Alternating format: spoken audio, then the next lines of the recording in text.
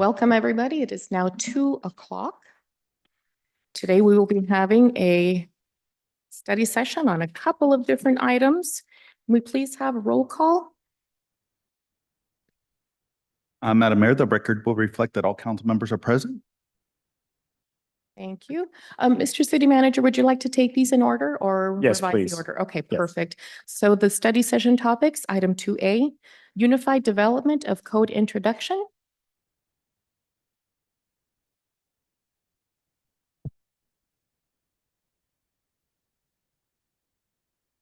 All right. Thank you. Good afternoon, Honorable Mayor and members of the City Council. We'd like to thank you for your time and attention, the privilege of your time and attention today on this introduction to the Palm Desert Unified Development Code update effort. I'm Nick Maloney with the Planning Division. Currently, regulations for development are spread across multiple titles of the municipal code, which have been updated in various points in time and at different levels. And there's currently a need for modernization and streamlining and clarification for the sake of clarity. We are working with a consultant, Clarion and Associates out of Denver, Colorado, who is here with us today just to introduce the overview of what we're hoping to accomplish over the course of the next 18 months. And would like some of your input today. So with that, I'm going to turn it over to Matt Goebel with Clarion and Associates.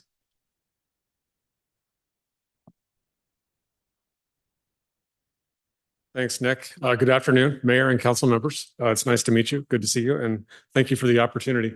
This brief presentation gives you an overview of the project as we envision it to update the codes for Palm Desert. And I'm going to start off with the project team. Make sure I've got the right buttons here. Oh, in the middle. Which one is that?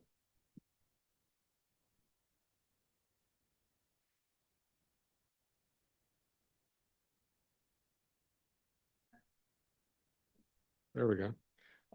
First of all, just a little bit of background about Clarion. We are based in Denver. I'm here with my colleague, Maggie Squire, and we work on land use codes, updates around California, around the West, around the country. We're a small firm. We have about 10 folks there. We have about the same number in Chapel Hill, North Carolina. And not sure why this changes. This is not working.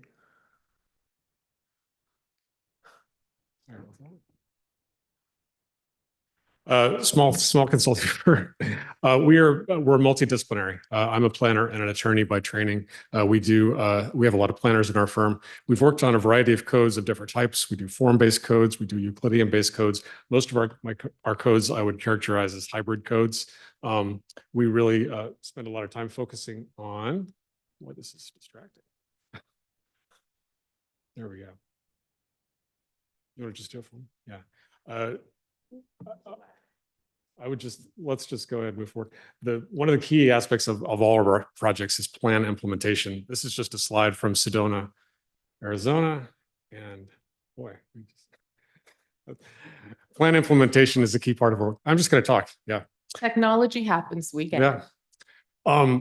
The way the project is scoped out, it's about a 2-year project. Typically what we do is we come in, we talk with a variety of stakeholders about y'all's existing regulations, what's working, what you like in Palm Desert, the projects that you've seen that you'd like to replicate, things that you'd like to maybe avoid in the future. And we are going to be talking with a variety of stakeholders. We've done that over the last few days with members of the ARC, with members of the Planning Commission, starting to build up a knowledge of what's working and how the codes could be improved. We're going to turn around an assessment report in a few months that's going to provide our analysis of how we think the codes could be made better, clearer, more usable, more understandable. Also introduce best practices from around California and from around the country. We'll get feedback on that from you all and then from the community, and then we'll start moving forward into the drafting process. It's designed to be a very iterative process so that you'll see us many times. Every time we have a milestone product, we'll come to you all to just course correct, make sure we're on the right page, make sure that I've identified the issues correctly. That's why it takes a couple of years to roll out a large project like this. I will say that the intent of the project, as we understand it so far, is not to introduce major policy shifts in the code, but really to focus on clarity, user friendliness, and modernization. Some examples of that might be modernizing the use table, making sure that you've identified modern uses of the types that you're seeing applications for in Palm Desert today. Maybe clarifying ambiguities. We've already heard that there's a need to clarify massage establishments and when they can be operated as principal uses independently, or they're operating as accessory uses with another use. There might be some procedural updates that we look at. We've talked about the community engagement process, for example, and right now you've adopted standards that require that to be done after an application is submitted, whereas other communities often have some type of neighborhood meeting before an application is submitted. And so we might look at some ideas like that. But we put most of those ideas in the fine tuning category. It's not fundamental shifts in policy. So we'll be bringing forward a lot of those ideas for you all to provide feedback on. We've had good discussions. We've had a lot of y'all's officials identify ambiguities in your current code that we'll be taking a look at. View sheds. The word is used a lot in your ordinances, but the term is not defined. And there could be some clarity as to what views you're looking to protect, when, and how those are considered in the process. Can public art be integrated earlier and considered more holistically in the design review process? Also, solar facilities. Those are things that sometimes are looked at later in design review, and those could be looked at earlier. So those are the types of things we'll be looking at. And again, we're going to come back with an assessment report that provides an organized way to think about all those big ideas. And we'll get y'all's feedback on that before we move forward. That is really my overall scope.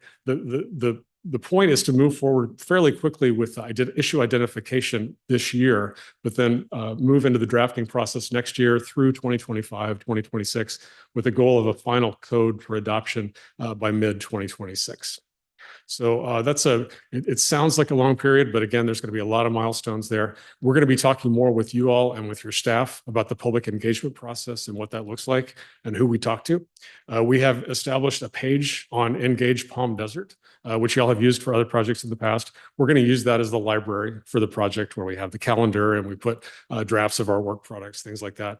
Our intent of these projects usually is to work primarily through the web.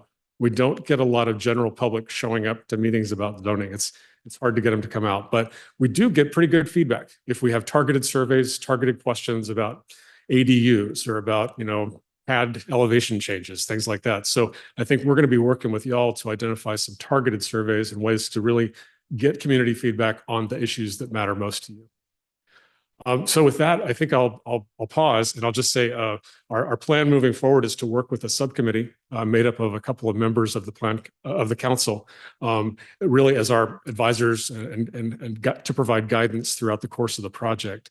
And with that, Nick, I guess I'll turn it back to you to talk about that process.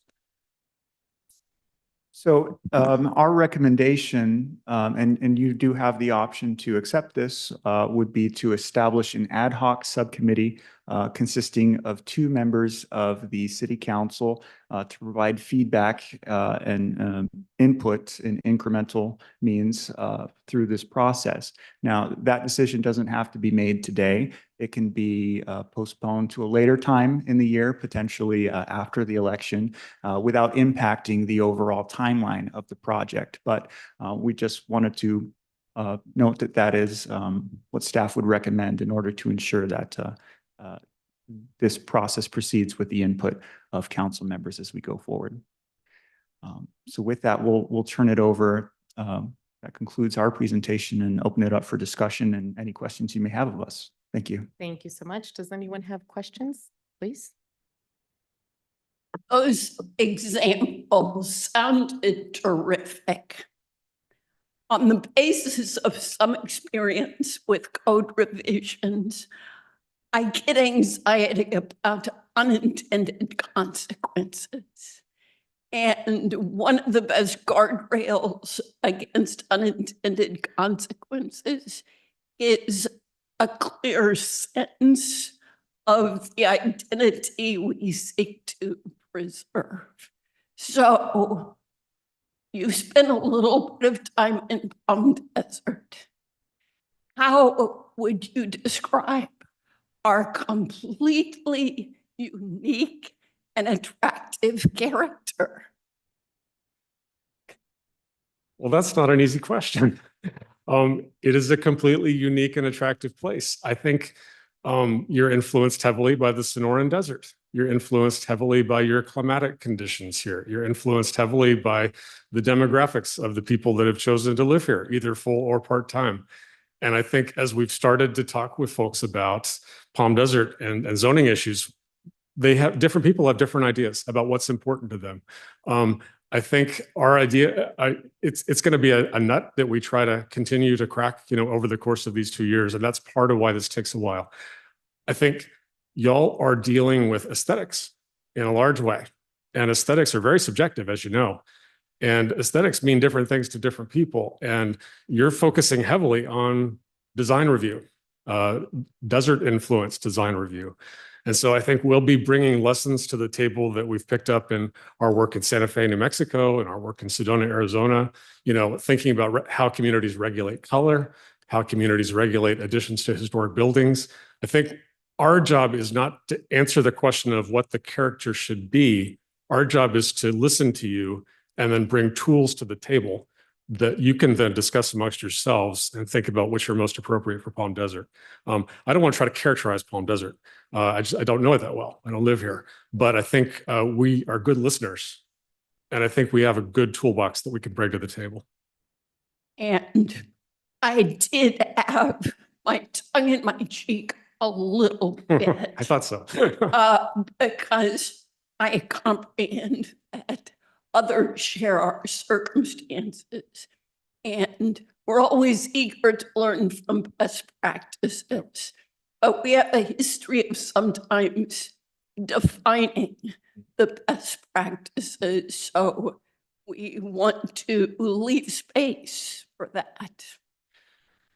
Yes, and we're looking forward to those conversations. You also just have a lot of state mandates, that tie your hands in certain ways that we don't deal with in other places. In Colorado, we have a lot of different expressions of zoning to reflect different place types that they can do that. They have more flexibility. Y'all are constrained by, Solar Housing Act and all the different housing related legislation and various things. So our job is to understand those constraints that you work within and to help you figure out how to move forward.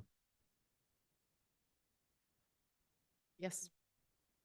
I was just going to say, I actually, the one mandate I do like from the state was that we do need objective standards because we do have a housing crisis, affordability and shortage. So I think having objective standards will serve us well. And I look forward to the future.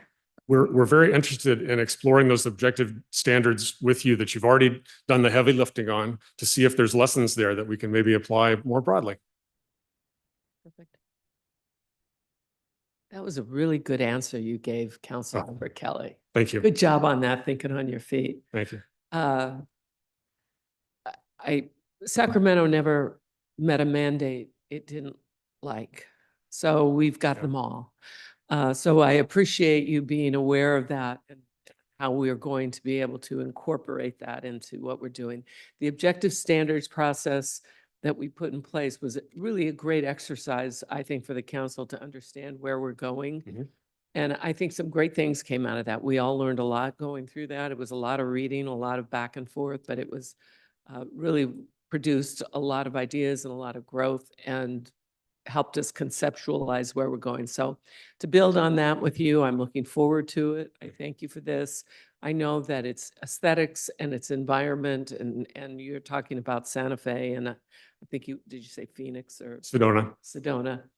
I think we have great opportunity here. So thank you very much, and I look forward to working with you. Excellent. Thank you. Thank you. I appreciate you coming out all the way out here today.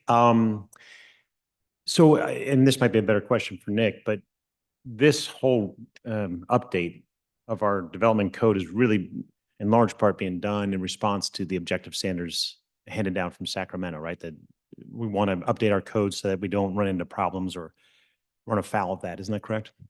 That's partly true. It's important to have these set clear standards early on to streamline process, improve review times, and ensure that the development product that we're receiving is in line with the values of the city, and just making it clear for staff and business owners and residents.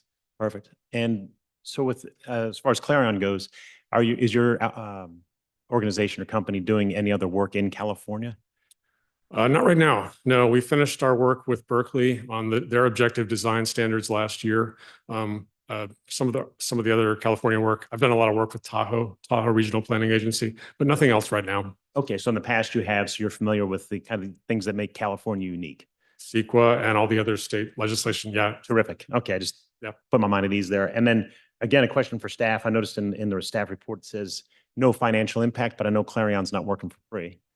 So remind me again the dollar amount of the contract. Well, I can't quite recall the exact dollar amount, but I believe it was in the woods of about $412,000 that was previously allocated. Perfect. Thank you. So the 4,012 you said was previously allocated in the scope of we're expecting to do this, or that's a rough cushion of what we're looking for? Right, that is the amount that was, the exact amount I may be off, but that was, the scope that we're engaging in now was fully allocated as part of that. Perfect. I want to thank you again for having such a comprehensive understanding of what makes our community unique. You go lots of different places, and I'm sure you're asked that, what makes us unique, because you've seen so many other cities and bring that experience. So I look forward to seeing how to clean some of this language that has gotten muddled and make it easier for everyone moving forward. So thank you very much. You're welcome. We're excited to be here. It's a special place. Thank you. Any other questions or comments? Okay, well, thank you very much. Thank you. We move on now to item 2B, policy discussion on proposed text amendments to Palm Desert Municipal Code, Title 26, subdivisions, and Title 27, grading. Who is presenting? Oh, deja vu. Thank you. Good afternoon once again, Mayor and members of the City Council. Nick Maloney with the Planning Division, and thank you for the opportunity of your time and attention in this study session. Staff is currently working on more of a comprehensive update, which is preceding the Unified Development Code for Title 26, which regulates subdivision, and Title 27, which regulates grading. And we're here today to ask for your input on some more high-level policy items. And why we're here is following a theme that you've seen on several of the more recent actions.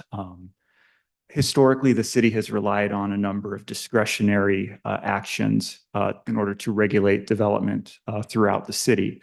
Recent mandates and changes in state legislation has limited the city's ability to utilize subjective discretion for regulating development.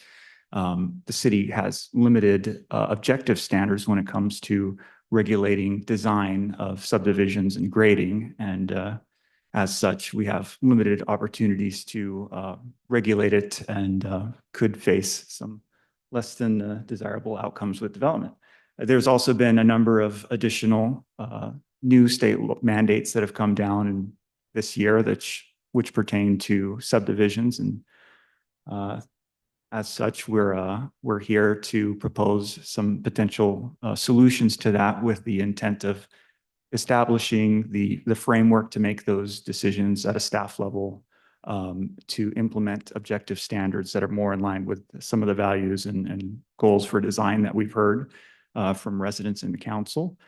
And this would also result in some improved timeframes for review. So with that, our objectives are on Title 26 to implement some of those state mandates through administrative approvals, and in Title 27 to clarify some procedures that are currently unclear in our grading ordinance, as well as implement some sensitive design transitions when it comes to grading, as well as improving regulations for certain issues such as stockpiling. So with that, the first policy that we're presenting is for implementation of Senate Bill 684. This is a new regulation aimed at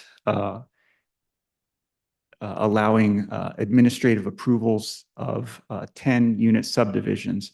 Historically, this type of a project would have required the approval of a tentative tract map through Planning Commission. This would require an administrative approval and enforcement of only objective design standards and would apply to multifamily sites and require a staff level approval. We don't have an administrative framework, and without that, we would be subject to the full the statute as written by the state. Staff is recommending that we adopt sections in the subdivision ordinance as well as zoning that apply specifically to this, laying out that procedure, ensuring that the objective design standards would apply to any of the potential multi-family townhouse developments that could come of this. And with that, we would also recommend expanding certain other approvals that staff can make that can be approved by the director, such as the tentative parcel map, which is for subdivisions of 4 lots or less, to have those go through a director level approval. So staff's recommendation is to establish that criteria and expand the discretion of the Director of Development Services and City Engineer for administrative approvals. The second policy is regarding an issue, which is a lack of clarity with the timing of the issuance of a grading permit when a tentative map is involved. The best practice is that the grading permit only be issued after the approval of the final map has come before the City Council. This ensures that the surety and any improvement agreements are in place in order to protect the city. There's a lack of clarity that might allow, in the current ordinance, the issuance of a grading permit prior to the final approval of the map. Staff is recommending that that ambiguity be eliminated so that grading permits can only be issued after the tentative map. I'm sorry, after approval of the final map by the City Council. Got to correct myself. The third policy is a little bit more extensive, but the issue that we're seeing is that currently our grading ordinance has subjective language when it comes to the height of building pads and their compatibility with regard to surrounding developments. Under current state legislation, those subjective standards are not enforceable as they require a subjective determination by the city engineer with no set criteria or a set number in place, and may result in heights that might exceed a threshold and might be considered insensitive to surrounding development. As a recommendation, staff is recommending a transition standard be put in place where the proposed finished elevation of a new development not exceed a height of 5 feet within a 50-foot setback of a project perimeter when adjacent to an existing residential development. That sets a specific number, but provides some flexibility with regard to complying with other standards such as on-site drainage requirements or necessary over-excavation to ensure buildable pads. We would also recommend incorporating a potential exception procedure where if that number can't be achieved, that it's due to need for additional height in order to comply with any public health or safety requirements for drainage or structural stability of slopes, as well as an exception for a master plan development where the sites would be created at one time. Just to illustrate and provide additional context, this transition standard is similar to a standard that was put in place as a part of the objective design standards, which pertains specifically to the height of buildings, where if an adjacent site was lower, the height would be taken at the property line, as shown in the illustration there, which is taken directly from the ODS.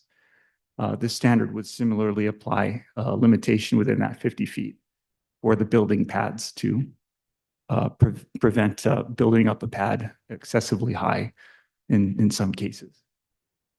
Within the Coachella Valley, there is some precedent set by the city of La Quinta, which has implemented a similar standard for a 5-foot height transition between developments. And we feel that the 5-foot would be necessary, just given the existing topography in some areas of Palm Desert where you can see a wide variety across the site.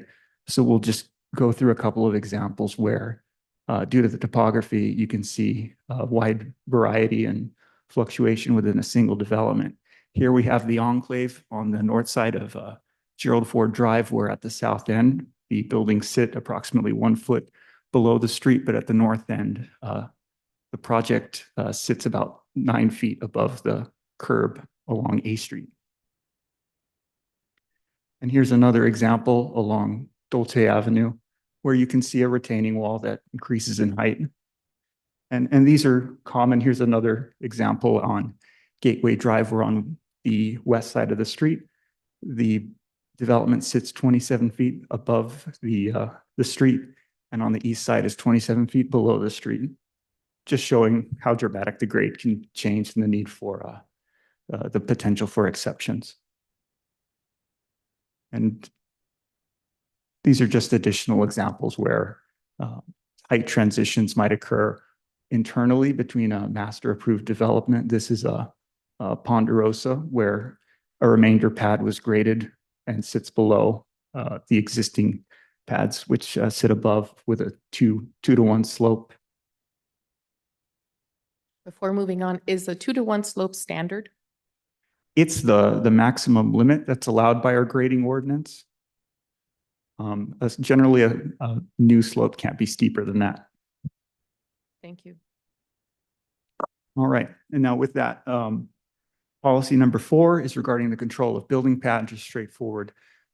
Generally, a preliminary grading plan has to be consistent with or a final grading plan must be consistent with a preliminary grading plan, and any deviation of 6 inches or greater requires a reapproval by the development service director and city engineer, which may be elevated to the planning commission. Staff is just recommending that any deviation from preliminary, from the preliminary require a reapproval. And then policy 5 is a recommendation that we enhance the regulations for stockpiling by implementing some more clear laid out standards in the beginning, requiring a dedicated stockpiling permit, erosion control plans, placement of stockpiles, as well as treatment for erosion and just aesthetic control, as well as clear timelines for removal or full placement on the site with securities in place to ensure that the city is able to ensure the work is completed within those timeframes. And that concludes staff's presentation, and we're available for any questions. Thank you. Any questions, please? So I'm trying to get my head around this. So those photos that you showed of the different elevations, like at the Sage development and the enclave, that creates a challenge then, doesn't it, to create, establish a grading pad elevation? Can you explain that again? Like how we would have, establish a grading pad elevation on developments like that if a future one was to be built? Well, the standard that we are proposing would only apply to the perimeter of a site where it's adjacent to an existing development, so not as much the street. The example, we're putting in place a 5-foot standard just to set a hardline number, which still allows for some flexibility when it comes to the civil engineers balancing that site. But also, So that open land next to Sage, then we could have a objective standard of the 5 feet for a new development that would be adjacent to the Sage. Potentially, because those slopes were done as a part of the initial plan, we would recommend that those be exempt, but look more towards an infill situation where you have a long established community and then a new tract coming in next door, just to prevent the height of that slope exceeding. We don't anticipate that that's a situation that's going to occur very frequently in the future, but it does provide a standard in place. And by having an exception, it still becomes a part of the framework, and we can regulate that a little bit further with discretion. Thanks for explaining that too. Other questions? Yes, please. Just a comment. I want to commend the planning department with the greatest possible enthusiasm for bringing these issues forward. Because I see much of it as learning from recent experiences. And I'm supremely pleased that we are so responsively trying to plan for the future in constructive ways. So commendations and thank you. Thank you. Questions, comments? I do, and I'm going to ask for some help here. And I think I think I see what I'm doing and what was done here, and I'm trying to reconcile this. And I want to agree with what Councilmember Kelly said, because I think I deeply believe this will be helpful as we go forward. We have policy updates to Title 26 subdivisions. We have one Senate Bill 684 implementation. Then we go to policy updates to Title 27 grading, and then we go 1 through 4. So when we look at the policies, we have policies 1 through 5. Is Yeah. that what I think it is? Yes, Okay. the PowerPoint was made after, and we numbered it 1 through 5, so it would be more clear. The memo, however, broke it down by subdivision Okay. policy 1, Okay. but they are the same All right. policy. Thank you very much. I got a little lost for a second. Yes, we Thank you got for the clarifying. we got the comment after that it would be more clear in the PowerPoint. So Okay. sorry I- for the confusion. I appreciate everything you're doing, and thank you very much for this. Thank you. Thank you very much as well. I know this takes a whole lot of time. By the time you bring it to us, this has been a long ongoing process. My concern is in looking at this of how similar it looks to the situations and concerns that our residents have been coming forth with that. And will that truly be enough? Is the developer aware of what has been the ongoing process? Because right now we're setting numbers 5 feet, 6 feet, 7 feet. But as you mentioned, the topography changes. Will there be a requirement that they have, for example, to level out even more so that it's consistent, or just kind of build along to even the topography? Because this is very similar to what has been presented, and I have concerns that the water won't run along the channels that have been proposed. We can't control Mother Nature as much as we'd like, or else we would have been at 98 degrees a long time ago. So is this similar, or how will this mitigate the situation that our residents expressed their strong frustrations recently?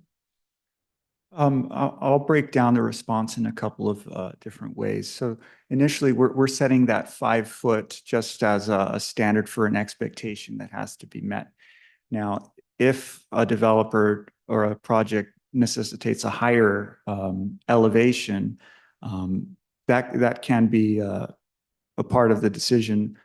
They do have to give us a justifiable reason as to why that's based on drainage provisions or necessity for stability and structure of the pads.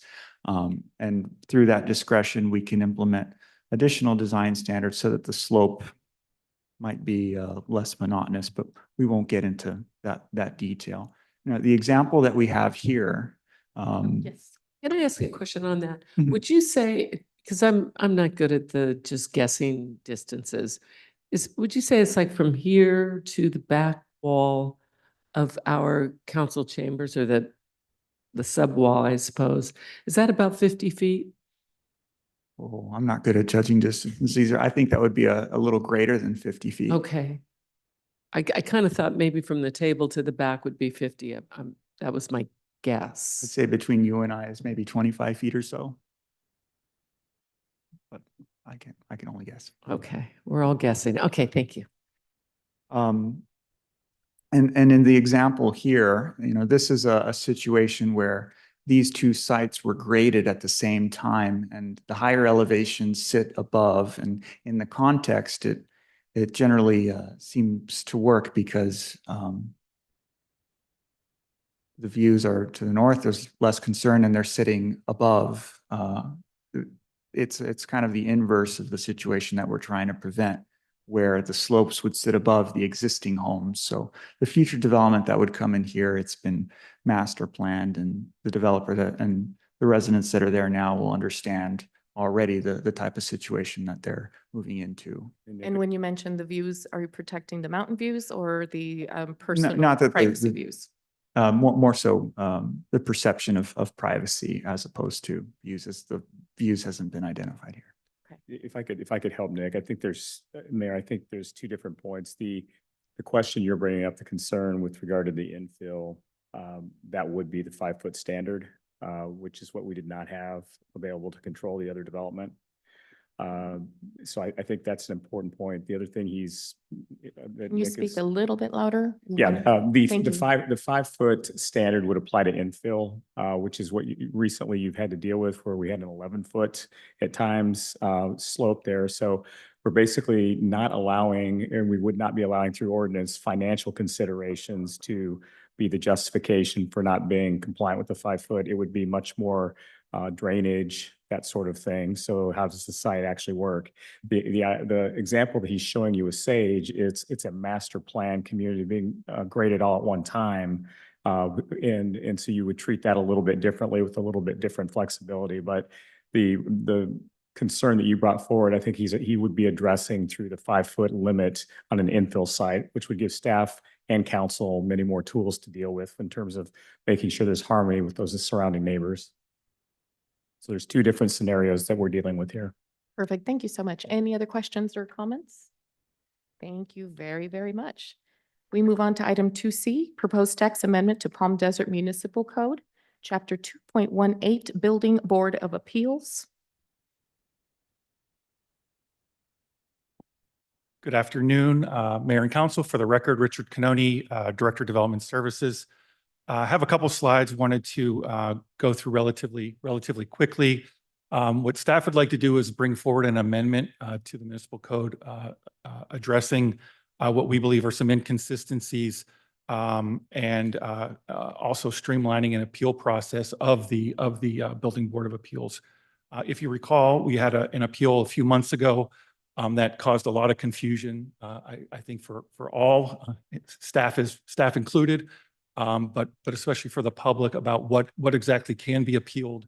And then even if council were to rule in favor of the appellant, understanding that even if they approved it, it really wasn't an approval because it still had to go through the State Building Standards Commission ultimately for a code change. And so there was what I believe a lot of false hope and just unnecessary grief that caused a lot of individuals. So we'd like to try to clean that up. And that's really the premise for what we're proposing.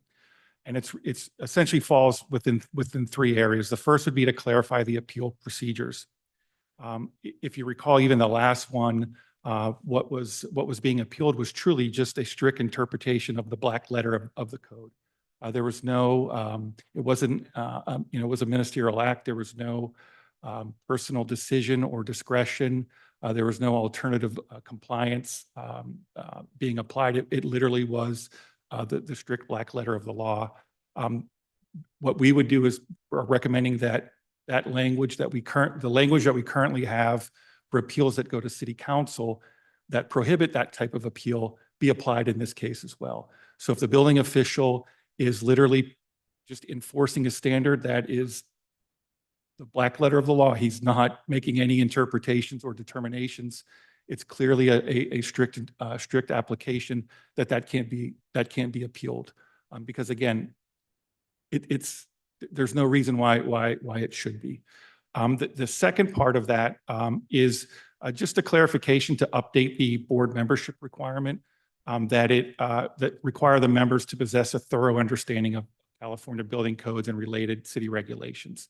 All of our members currently are familiar, would meet that standard. But as we discussed and went through this through the city attorney's office, we wanted to make sure that clarification was in order. So that way, any individual that may be on that board in the future would not call into question that they're not knowledgeable, would lack that overall knowledge of a decision that they're making with respect to building codes. The third is to clarify the decision authority of the BBA. The first is really a mandate from the California Building Code that the BBA has no authority to waive any code requirement. Again, while this is already a requirement, we just want to put it within our code so it's clear for everybody going in what the expectation is and what exactly can be appealed. Also that they have just the options of either approving with modifications or denying the appeal and specifying any conditions or limitations imposed. Again, really just setting the expectation from the beginning. And the final bullet point there is that the BBA's decision would be final. So rather than an appeal of their decision coming to the city council, that the BBA would be the final authority, and that any appeal of the BBA, it would give the opportunity for the appellant to file directly with the California State Building Commission if they so choose. And again, it's not a shall for the Building Commission to consider that appeal. But at the end of the day, if it were to come back, if you remember the quagmire we were in, even if we were to side with the appellant, we still have to go through the California State Building Commission either for building code, local amendment. And so what we wanted to do is sort of expedite and streamline that process if someone so chooses. I'll also add, we have had very few appeals. I know we've had some in the past, but I believe the one that we had recently was the first in a really long time. I think that at least that our building official has been a city employee. And so again, we just want to hope we don't get into the situation again, but again, address the concerns and issues that were raised. And with that, I'd be happy to answer any questions. Any questions, comments? Yes, please.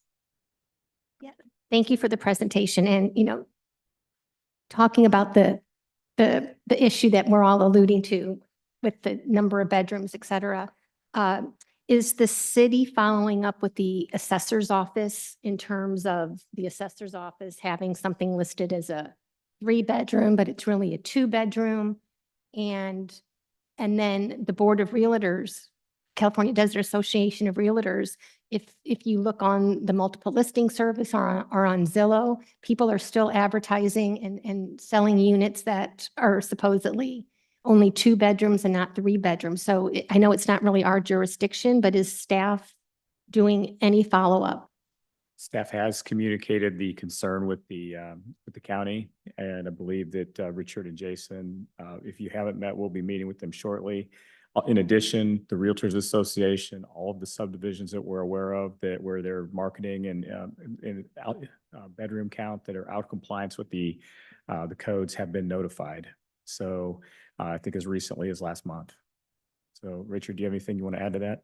The only thing I'll add is we've actually have had because we sent it out to all of the HOAs where this situation may exist. I do know that we have had a few individuals reach out to talk to Jason about actually making their unit compliant with current code so that room could be considered a bedroom. It's not the case for everybody, but there are opportunities for some individuals to add that means of egress. And so if it is, Jason has been working with them in exactly what's needed. Excellent question. It's a really good question. Any other questions, comments? Okay, I think that's a very cut and dry. I always appreciate what we're doing today. It seems a lot of it is for clarification, and that helps the city not only run more smoothly, but also helps our residents and anyone involved with the matter have a smoother, streamlined process. So thank you for that. Item 2D, draft policy, clerk 002, threats of violence directed towards council members and candidates and considerations of firearms restricted on city property. Who will be presenting? Madam Mayor, I Thank will be doing that. And I'm Anthony Mejia, City Clerk. The purpose of this proposed policy is to establish a protocol for responding to threats directed towards council members and candidates.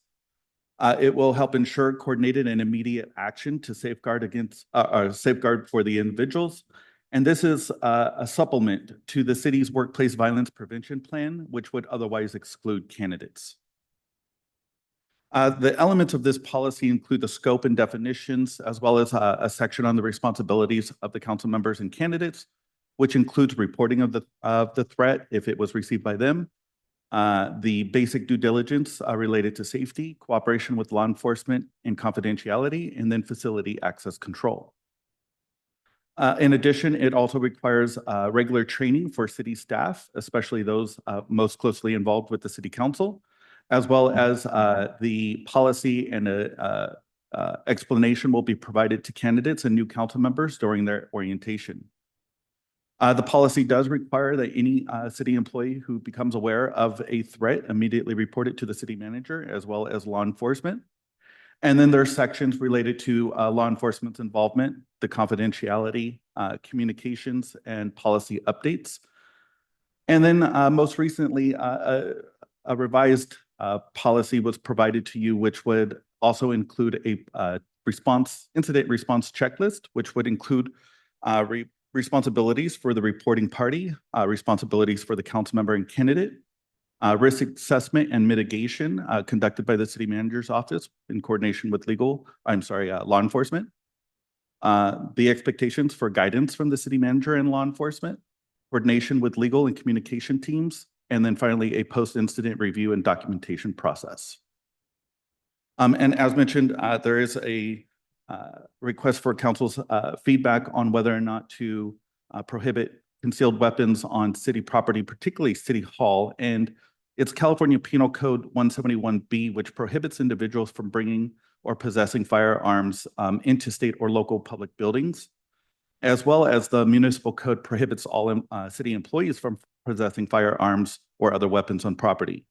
However, this does not explicitly prohibit the holders of concealed weapon permits from carrying concealed weapons on city property.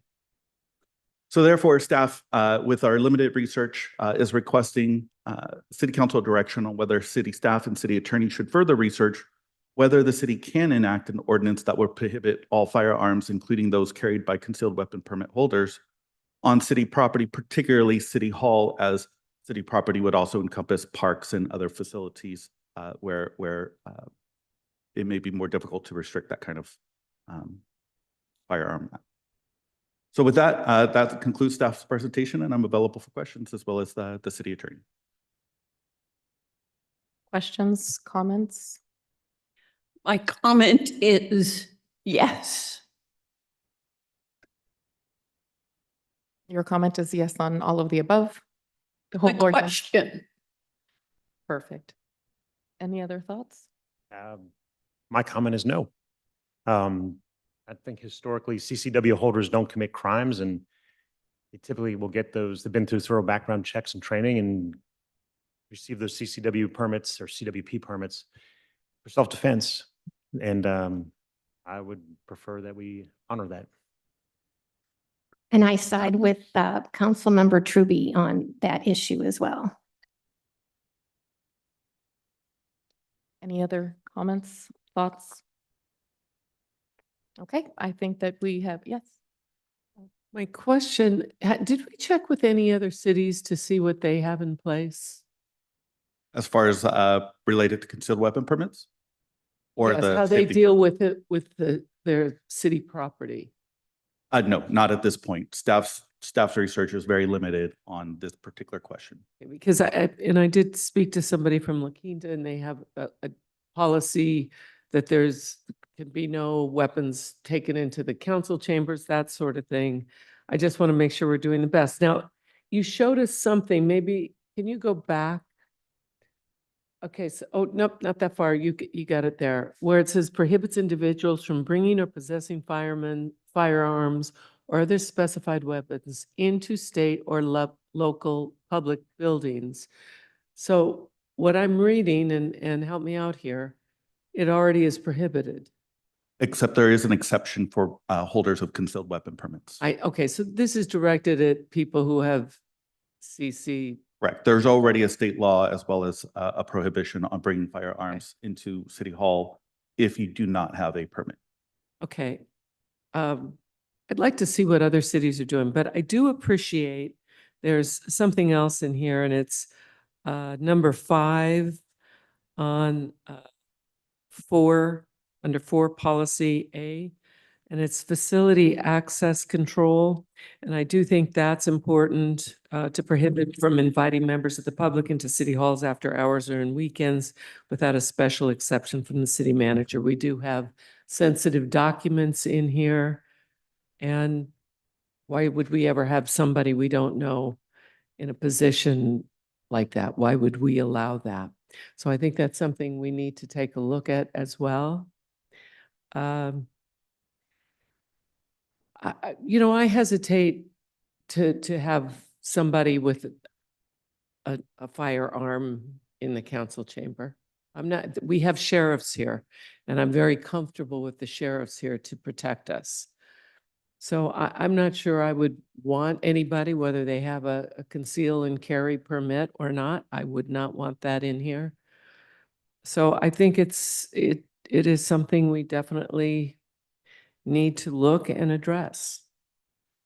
Mayor? Yes, please.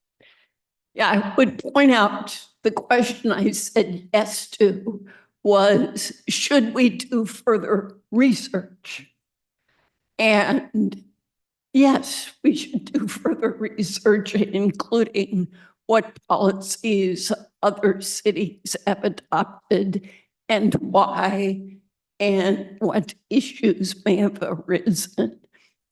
I might ultimately find the views expressed by council members Trubin and Sunday persuasive, but it strikes me that more research is the appropriate first step. Anything else? I think that's the wisest course of action. I think it's the wisest course to look at what else has been done. Mayor Pro Tem has taken it upon herself to look at what another city has done, and I think this is an evolving matter. As mentioned, it's already prohibited from being inside within the bounds of a city, just as it is with federal buildings and courthouses and places of transportation. So I think there is that expectation that a CCW holder will uphold the requirements, but we can't guarantee that. I would also like to see if there could be something added in there on the type of consequences, because there would be a difference of saying, well, they're not going to notice. It's hidden in my pocket, my briefcase, the whatever, my backpack. So I think that there should be something that addresses what it would be. I concur that having our RSO partners here should hopefully be a deterrent. And I think that there's a lot to consider. And I think the best thing is to put a pause on it, get some more info, and go forward. When we look at this, we're now saying we'll have metal detectors, or, there's a lot to this. It's not so simple. And I do think, I know that the sheriffs do a great job. We've had active shooter kind of training, and we've had training and instruction, which I appreciate. And I would like more information before we go much further. Having said that, I completely and fully support number 5, which is the facility access control. Without a doubt, we should not have strangers in our city hall after city hours and outside of city business. Mayor, may I Yes. add just a comment and a preview of what some of that research might come back looking like? There's legal challenges that are going through the court to SB2, which is a state enacted expansion of areas where guns are prohibited. And there's a similar statute that was enacted by the state of Hawaii. They came out through the Ninth Circuit at the same time. There's a preliminary injunction decision that came out on Friday. And so the new rubric for looking at gun laws is sort of location by location. So parks, were parks regulated for gun control at the time the Second Amendment was enacted? What about libraries? So I would expect a location by location sort of analysis when the research comes back. You might get different answers depending on the type of city property. So you said that right now is with that recently was an injunction in Hawaii, or is that an extension of the one that I think is already in California? California and Hawaii, the Ninth Circuit, Okay. they were very similar. So the Ninth Circuit put out a decision that addressed both state statutes at the same time. Thank you. Any other additional thoughts, comments? Madam Mayor, Yes. related to this question, with the further research that we'll do, if we can limit it to City Hall and as well as council chambers, and that way we can keep this research focused. Absolutely. Okay. Absolutely. And of course, within the scope of if anything should change, that will be what overrides or continues that. Let's see, I think that there was something else that I saw in the packet. Was it? Nope, I guess it moved in my brain into another section. Okay, at this point, we are adjourned. Oh, just one last thing. By any chance, did we get any public comment now that we've gone through all of that in case? No public comment online, and I have no speaker cards. Okay, thank you so much. We are adjourned at 2:56, and we will be back for our regularly scheduled meeting. See you in a bit.